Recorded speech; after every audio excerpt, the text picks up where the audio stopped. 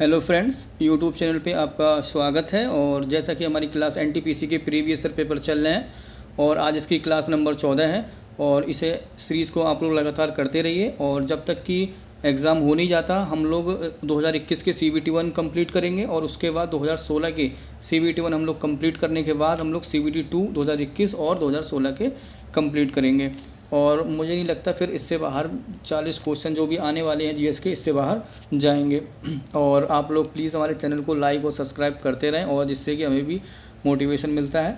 और आइए हम लोग स्टार्ट करते हैं। हमारा जो पहला जो क्वेश्चन है, गति के 3 नियम इनमें से किसके द्वारा प्रतिपादित किए गए थे। गति के 3 नियम इनमें से किसके द्वारा प्रतिपादित किए गए थे, तो वह है आपका ऑप्शन नंबर सी, जो न्यूटन है। गति के इन्होंने 3 नियम दिए थे। पहला जो नियम था कि कोई वस्तु अगर स्थिर है तो स्थिर अवस्था में रहेगी और कोई गतिमान में है तो गतिमान में ही रहेगी जब तक उस पर कोई बाह्य बल ना लगाया जाए। दूसरा जो नियम होता है, इसे आपका बल संवेग, रेखीय संवेग में परिवर्तन की जो दर होती है और इस पर लगाए गए बाह्य बल के समानुपाती होती है। और जो तीसरा नियम जो होता है, इसमें होता है आपका तीसरा नियम क्रिया प्रतिक्रिया का बल होता है। क्वेश्चन नंबर हम लोग 2 पे आते हैं।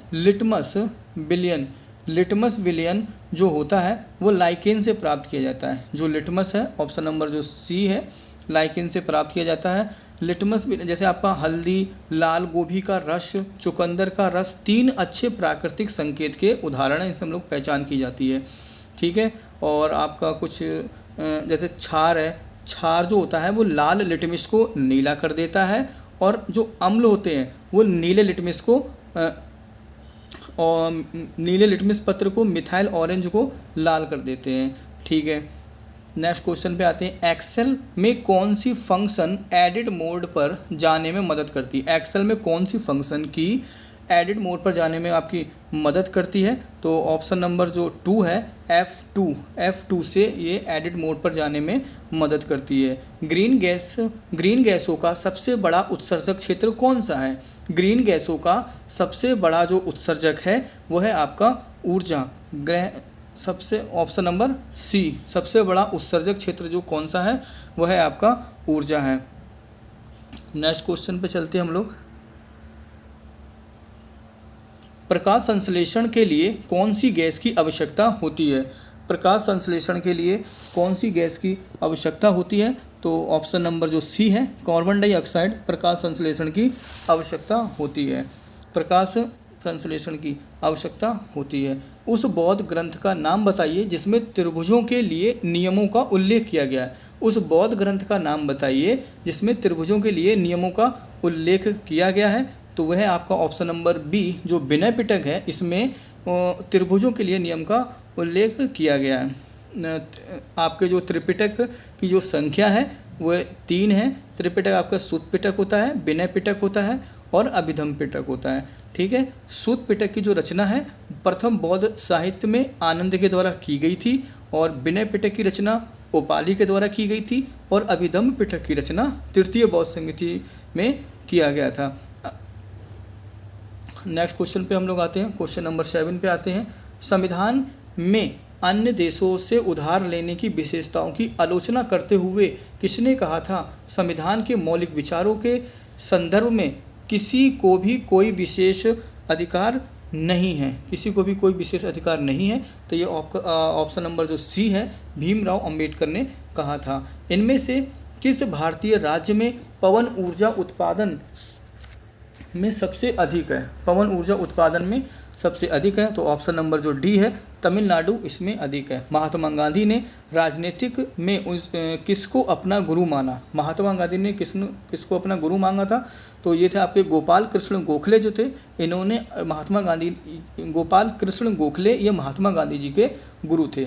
अच्छा। और आपके जो सुभाष चंद्र बोस ने CR दास को अपना राजनीतिक गुरु माना था। सुभाष चंद्र बोस को, ये इम्पोर्टेंट है, सुभाष चंद्र बोस के गुरु का नाम क्या था, CR दास था। भारतीय रेलवे ने हाल ही में जोड़े गए 17वें जोन का नाम बताइए। 17वां जोन कौन सा है। 17वां जोन आपका कलकत्ता मेट्रो है।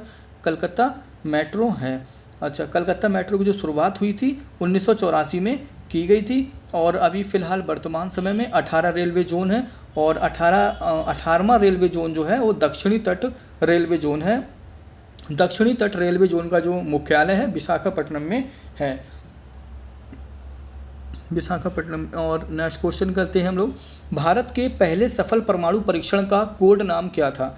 भारत के पहले सफल कोड परीक्षण का नाम क्या था? ये था आपका स्माइलिंग बुद्धा, ऑप्शन नंबर जो बी है स्माइलिंग बुद्धा, इसके पहले परमाणु परीक्षण का कोड नाम था। 27 अगस्त 1947 को संविधान सभा की बहस में किसने कहा, मेरा मानना है कि अलग निर्वाचन क्षेत्र अल्पसंख्यकों के लिए आत्मघाती होंगे, आत्मघाती होंगे, ये आपका कहा था option number D Govind Ballabh Pant ने कहा था। कंप्यूटर का जनक किसे माना जाता है? कंप्यूटर का जो जनक है वो आपका ऑप्शन नंबर जो सी है चार्ल्स बेबेज को कंप्यूटर का जनक माना जाता है, ठीक है। और एलन ट्यूरिंग ने आधुनिक कंप्यूटर के जनक हैं। और इसमें जो कंप्यूटर की जो पीढ़ियाँ हैं हमारी, जो प्रथम पीढ़ी है वो चलती है हमारी वैक्यूम ट्यूब पे, द्वितीय पीढ़ी जो तो है वो आपकी ट्रांजिस्टर टेक्नोलॉजी, तृतीय पीढ़ी में आपका इंटीग्रेटेड सर्किट, चतुर्थ पीढ़ी जो है आपकी बृहद एकीकृत सर्किट है, और पंचम जो है वो आपकी अल्ट्रा बृहद एकीकृत सर्किट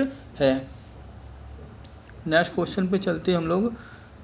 क्वेश्चन नंबर जो 14 है, रॉलेट एक्ट के अंतर्गत निम्नलिखित में से कौन सा एक उपाय अपनाया गया था? रॉलेट एक्ट में कौन सा एक उपाय अपनाया गया था? ये था आपका मुकदमे के बिना कारावास, मुकदमे के बिना कारावास, ऑप्शन नंबर सी।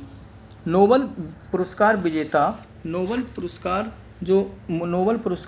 विजेता कैलाश सत्यार्थी इनमें से किस संगठन से जुड़े थे? कैलाश सत्यार्थी इनमें से किस संगठन से जुड़े थे? तो आपका जो बचपन बचाओ आंदोलन है ऑप्शन नंबर ए इनसे जुड़े हुए थे।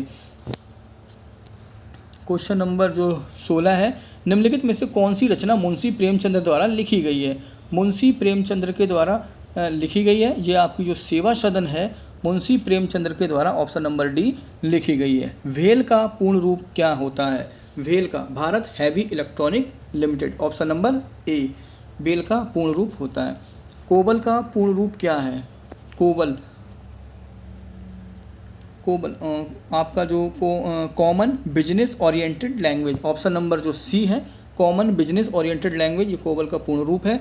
और वह क्षेत्र जहां किसान केवल सब्जियों की विशेषता रखते हैं, और इस प्रकार की खेती को क्या कही जाती है? इस प्रकार की खेती जो कही जाती है वो होती है हमारी truck farming, option number D, option number D. अकुशल श्रमिकों के प्रवास का निम्नलिखित में से क्या कारण है? अकुशल श्रमिकों के प्रवास का निम्नलिखित में से क्या कारण है? तो ये हो जाएगा हमारे पास जो निर्धनता है, ऑप्शन नंबर जो सी है ये इसका महत्वपूर्ण कारण है। 1920 में किस आंदोलन को असहयोग आंदोलन के साथ जोड़ा गया था? 1920 में किस आंदोलन को असहयोग आंदोलन के संग जोड़ा गया था? वो था आपका खिलाफत आंदोलन, ऑप्शन नंबर जो सी है खिलाफत आंदोलन में जोड़ा गया था। खिलाफत आंदोलन जो हुआ था वो 17 अक्टूबर 1919 में हुआ था। विश्व का सबसे लंबा रेल मार्ग कौन सा है? विश्व में सबसे लंबा जो रेल मार्ग है वो ट्रांस साइबेरियन रेलवे है, option number A. Question number हम लोग 23 पे आते हैं।